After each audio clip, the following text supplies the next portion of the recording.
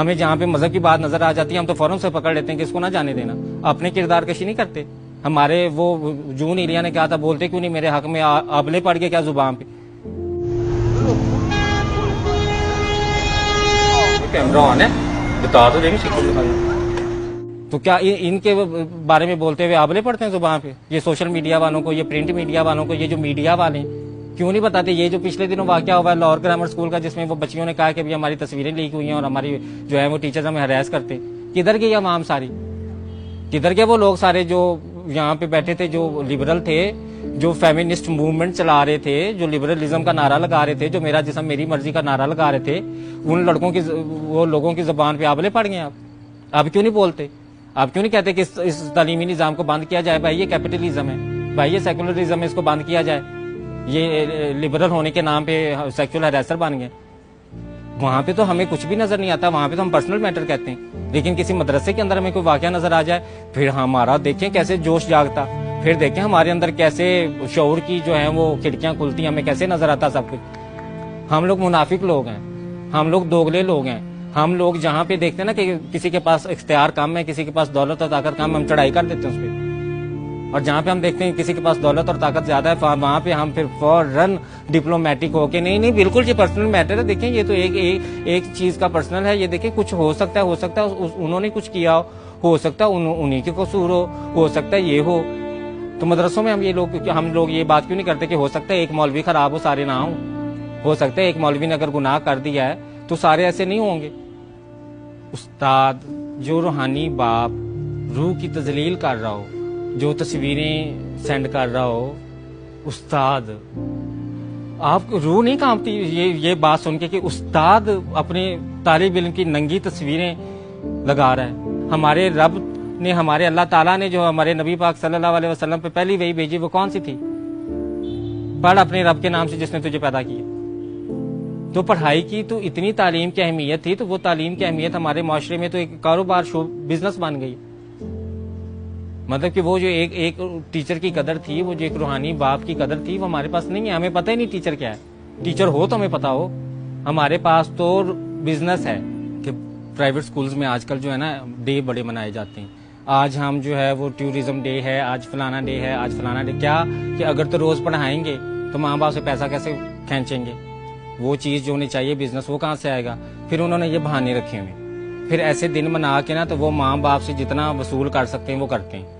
मतलब कि मुझे तो लगता है कि कल कलां कोई ऐसा वक्त भी आ जाएगा कि स्कूल वाले कहेंगे कि आपके बच्चे की जो है ना साइकोलॉजिकल हेल्थ और मेंटल हेल्थ के लिए आप जदाद का आधा हिस्सा भी हमारे स्कूल में रखवा दें, ताकि बच्चा जो है ना वो मेंटली रिलैक्स रहे, उसे पता हो कि मेरे पास फ्यूचर सिक्योरिटी है। सारी बात ऐसे तो नहीं ना कहेंगे कि हमें आधा हिस्सा जदाद में से दे दो। उसके लिए भी एक बहुत बड़ी फिल्म बनाएंगे, उस फिल्म के अंदर फिर मुख्तलिफ फैंसी लफ्ज इस्तेमाल करेंगे। बहुत ज्यादा जरूरत है साइको सोशल काउंसलिंग की आपके बच्चे को, और उसकी फ्यूचर सिक्योरिटी बहुत जरूरी है। आप तो जानते हैं ना, तो आप ऐसा करें अपनी जदाद के कागजात भी हमारे स्कूल में रखवा दें। अभी उनका बस नहीं चलता, वो शुरू तो यहाँ से भी वो ये भी छोड़े ना। ये तालीम कौन सी है भाई? ये वो वाली तालीम है जो हमारे नबी पाक सल्लल्लाहु अलैहि वसल्लम ने कहा था कि इल्म हासिल करो चाहे चीन भी जाना पड़े। चीन में ये वाली दिन बनाने सीखने जाना था कि मड डे कौन सा और पर्पल डे कौन सा और ब्लू डे कौन सा और फलाना डे कौन सा। ये वाला वो इल्म नहीं था। वो इल्म था जो हमें जहालत से निकाले, जो हम अभी तक नहीं निकले। फिर हमारे नबी पाक सल्लल्लाहु अलैहि वसल्लम ने फरमाया कि माँ की गोद से लेके मफहूम है कि कब्र तक इल्म हासिल करो।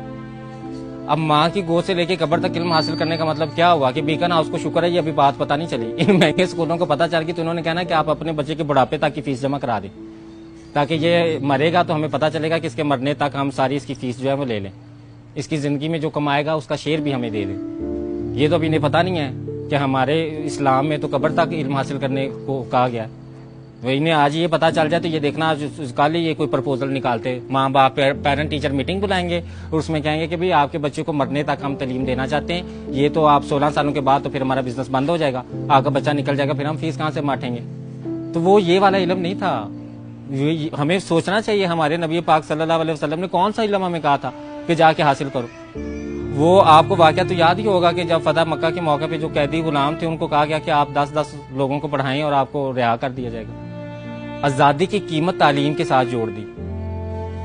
मतलब कि आपको ये तो नहीं कहा गया कि आप इतना ज्यादा माले गनीमत जितना भी है वो उस्तादों को दे दें। उस वक्त ये स्कूल उस वक्त के खुले होते ना तो इन्होंने कहना था कि जी ये माले गनीमत जितना भी है ना ये बच्चों की सोशल सिक्योरिटी के लिए हमें दे दें, ये हम अपने पास रख लेते हैं, बच्चों का माला तालीम देने। इन्होंने फिर भी माले गनीमत ले लेना था, तालीम नहीं देनी थी। अब मुझे समझ नहीं आती कि एक तो माँ बाप बेचारों ने जान तोड़ के, जान मार के, फाके करके, पैसे इकट्ठे करके बच्चे को स्कूल में दाखिल करा दिया। 10 साल मैट्रिक तक वो इंतजार कर रहे हैं कि ये कोई 20 दिन तो एक हफ्ते में मनाता है, पता नहीं किस किस चीज के ये दिन मनाता है। तो ये तो पता नहीं 10वीं के बाद निकलेगा तो ये क्या अफलातून चीज बन के निकलेगा। तो वो तो अफलातून बन के नहीं निकलता, वो तो या रेपिस्ट बन के निकलता है, या वो सेक्सुअल हरेसर बन के निकलता है, या वो ड्रग एडिक्टर बन के निकलता है। कितनी यूनिवर्सिटीज में चले, मैं आपको सारला जाके दिखाती हूँ, वहां पे नशा लड़कियां और लड़के मिल के कर रहे हैं। वो जो कौम की माँ थी, वो जो माँ जिसके बारे में कहा गया था कि आप मुझे अच्छी माएँ दें, मैं आपको अच्छी कौम देता हूँ, वो माँ तो आज नशे पे लगी हुई है, वो तो आइस पी रही है।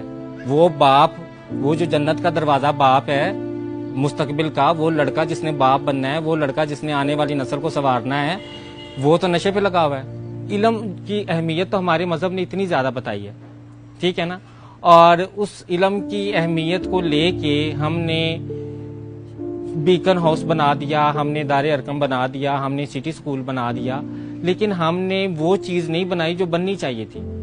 हमें वो वाले स्कूल बनाने चाहिए थे जहां पे हुकूमत ने भैंसें ना बांधी होती, जहां पे स्टूडेंट आते, क्योंकि रियासत की जिम्मेदारी है तालीम देना।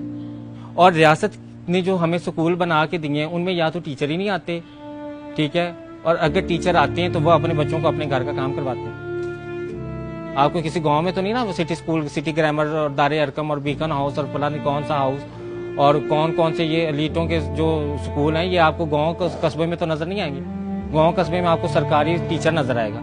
सरकारी टीचर का इमेज क्या है मुझे बताएं आप। एक रूहानी बाप गांव में भी बैठा हुआ है ना, हमारा जो एक कस्बे है इतने ज्यादा, वहां पे भी एक रूहानी बाप बैठा है जिसकी हम बात नहीं करते। हमने वो जहाँ पे रूहानी बाप ने हमें सबक सिखाना था, जहाँ पे हमें तालीम देनी थी, वहां तो हुकूमत की उन स्कूलों में भैंसें बनी हुई हैं। चलें सिंध में लेके जाऊं आपको, जहाँ पे भुट्टो जिंदा अभी तक, वहां पे भैंसें उन्होंने बांधी हुई हैं। तो हमारे पास तो रियासत की तो दिलचस्पी है ही नहीं तालीम में। आप अगर ये कहना कि ये रियासत की जिम्मेदारी है, बेशक ये रियासत की जिम्मेदारी है, लेकिन रियासत की दिलचस्पी नहीं है इसमें। रियासत की दिलचस्पी आपको नजर बजट देख के नजर आ जाएगी। आप तालीमी बजट देखें, आपको नजर आ जाएगा कि कितना तालीम को जरूरी समझती है हमारी रियासत इंसानों की। और जब हमारे पास तालीम ही नहीं है तो हमारे पास कोई जिंदगी का मकसद नहीं है। और जब हमारे पास कोई जिंदगी का मकसद नहीं है तो फिर यही होना है जो सोसाइटी में हो रहा है।